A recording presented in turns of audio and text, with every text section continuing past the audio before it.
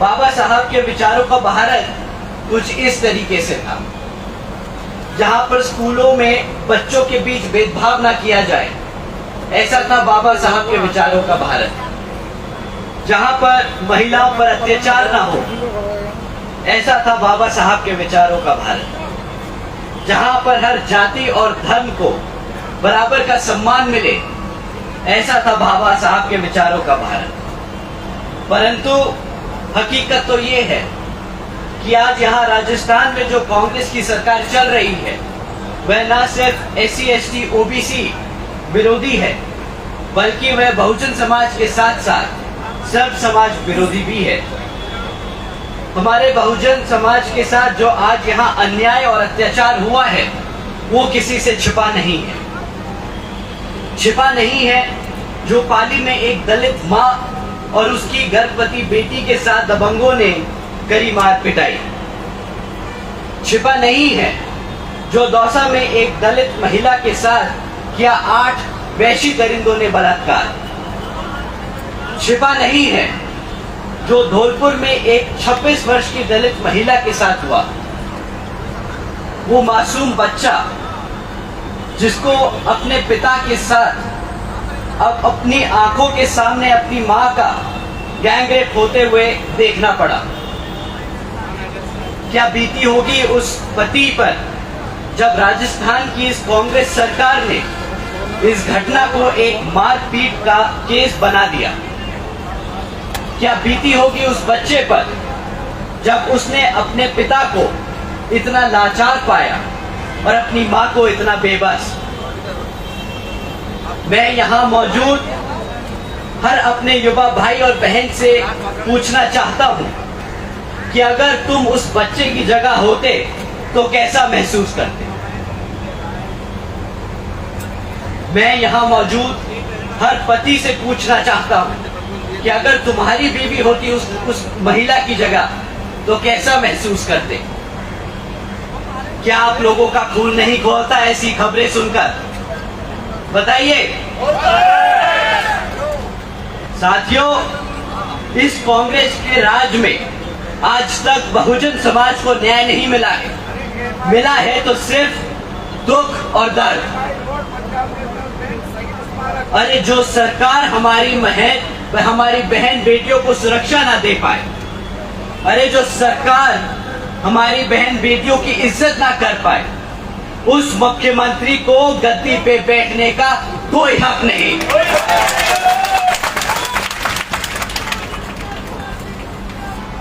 साथियों, इनकी असलियत आप सबके सामने है। जातिवादी मानसिकता इनके खून में दौड़ती है। छिपा नहीं है कि किस तरह इस जातिवादी मानसिकता रखने वाली कांग्रेस सरकार ने हमारे बहुजन समाज के बच्चों को आज तक अशिक्षित रखा है। सरकारी आंकड़ों की माने तो आज भी राजस्थान में बहुजन समाज के 60% बच्चों को कोई शिक्षा की सुविधा नहीं प्राप्त हुई है। और अगर किसी तरह वह बच्चे 40% बच्चे सरकारी स्कूल तक पहुंच जाएं, तो 70% स्कूलों में आज भी बिजली की व्यवस्था नहीं है और साथ ही साथ 70% स्कूलों में कंप्यूटर्स की भी व्यवस्था नहीं है। अगर मैं इनकी नाकामियां गिनाने बैठूं तो शायद समय कम पड़ जाएगा, पर हकीकत तो ये है कि आज भी राजस्थान में हमारे बच्चों को अशिक्षित रखा जा रहा है ताकि हम अपने बच्चों को उनके पैरों पर ना खड़ा कर पाए। छिपा नहीं है कि किस तरह राजस्थान में महंगाई आज आसमान छू रही है। आज पेट्रोल राजस्थान में 100 रुपए से ऊपर का बिक रहा है। इस कांग्रेस की सरकार ने 2018 के अपने मैनिफेस्टो में कहा था कि वह महंगाई कम करने के लिए सख्त कदम उठाएंगे। अब 4 साल बाद जब इलेक्शन हम सबके सर पर है, तो इन्फ्लेशन रिलीफ कैंप के नाम पर सिर्फ 25 दिन की रोजगार देने का वादा, 200 यूनिट बिजली फ्री देने का और 500 रुपए में गैस सिलेंडर देने का वादा कर रहे हैं। गरीबों के साथ इससे बड़ा मजाक कोई कर सकता है तो नहीं, बताइए। क्या एक कैंप लगा देने से यहां की महंगाई कम हो जाएगी? साथियों, छिपा नहीं है कि किस तरह पिछले 4 सालों से हमारे युवा साथी बेरोजगार घूम रहे हैं। आज भी राजस्थान में 18.5 लाख से ज्यादा युवा बेरोजगार हैं और इन्हीं महान उपलब्धियों की वजह से राजस्थान की कांग्रेस सरकार ने राजस्थान को पूरे भारत में दूसरे नंबर पे लाकर खड़ा कर दिया। भारत के बेरोजगार की दौड़ में, आज भारत की बेरोजगार की दौड़ में राजस्थान दूसरे नंबर पे आके खड़ा हो गया है। खाली यही नहीं, पिछले 4 सालों में 10,000 से ज्यादा युवाओं ने आत्महत्या की क्योंकि उन्हें रोजगार नहीं मिल पाया। कांग्रेस की सरकार ने इन 10,000 सुसाइड केसेस को, इन 10,000 हत्याओं को सुसाइड का नाम दिया है। हम इनको हत्या का नाम देते हैं।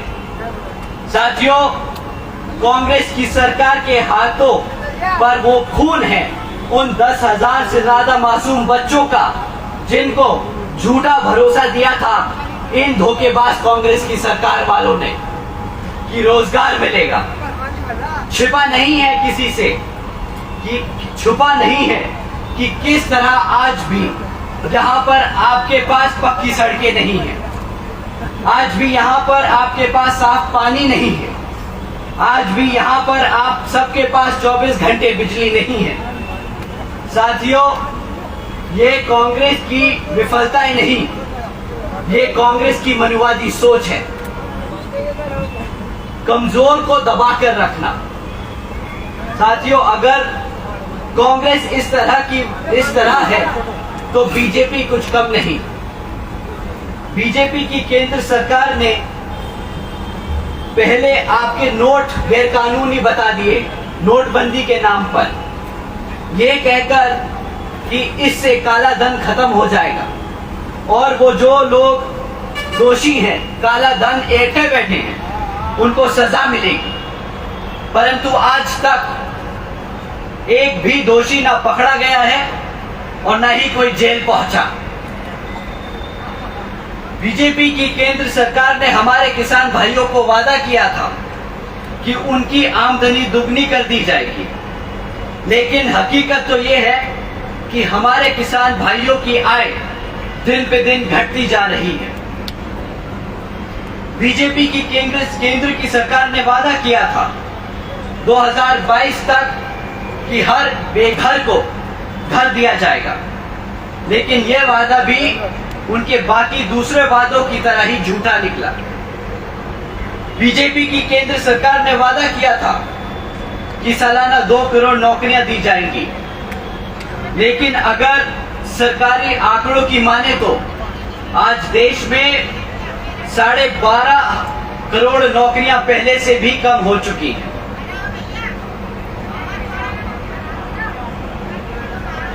हमारी महिलाएं बहुत देर से गर्मी में बैठी हैं, तो साथियों जो फैन के सामने खड़े हैं जरा साइड हट जाए।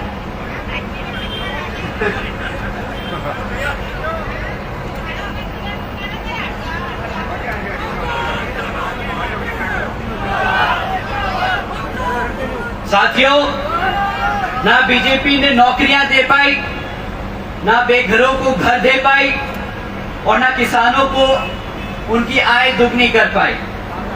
बस डबल इंजन सरकार का ढिंडोरा पीटते रहते हैं पूरे देश में।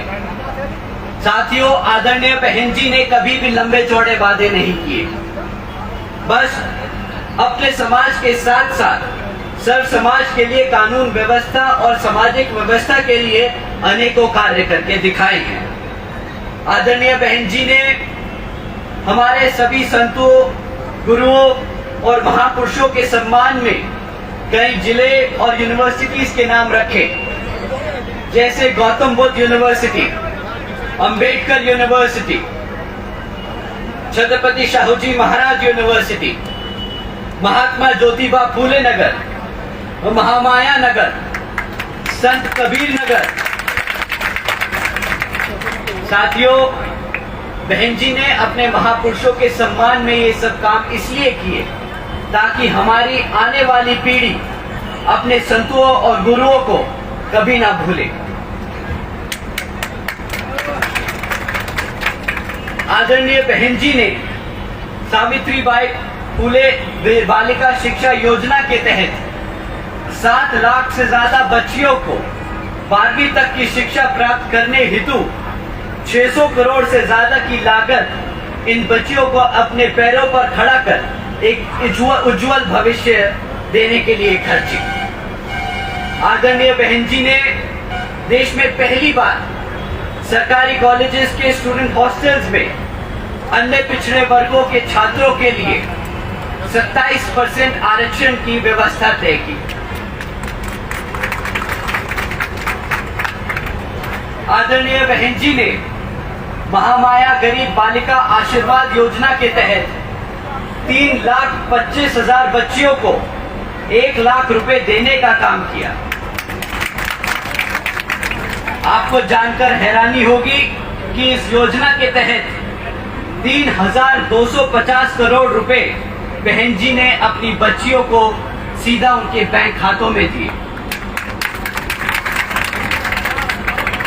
आदरणीय बहन जी ने अपने शासनकाल में 12,500 करोड़ की लागत से हमारे SC, ST, OBC व आदिवासी समाज के 3,50,000 से ज्यादा परिवारों को महामाया आवास योजना के तहत अपना खुद का घर दिया। साथियों, आदरणीय बहन जी ने अपने शासनकाल में 90,000 से अधिक शिक्षकों को सरकारी नौकरी दी, 1 लाख से अधिक सफाई कर्मचारियों की भर्ती की और 2 लाख से अधिक जवानों को पुलिस फोर्स में भर्ती किया। आदरणीय बहन जी ने SC, ST, OBC एवं अल्पसंख्यक समाज के साथ साथ सर्व समाज में से गरीबों और कमजोरों को मुफ्त में राशन देने जैसी योजनाएं नहीं चलाई। इनकी इन योजनाओं की वजह रोजगार देने के काम किए ताकि हमारा समाज अपने पैरों पर खुद खड़ा हो सके। और साथियों, यही है असल मायने में सर्वजन हिताय व सर्वजन सुखाय की नीति। साथियों, जैसा कि आपको मालूम है कि राजस्थान में अब कुछ ही समय में विधानसभा आम चुनाव होने वाले हैं और विरोधी पार्टियां किसी भी हद तक गिरकर साम दाम दंड भेद का इस्तेमाल कर सकती हैं। तो मैं बहन जी की कुछ जरूरी बातें आप सबको बताने आया हूं जो आपको ध्यान में रखनी होगी।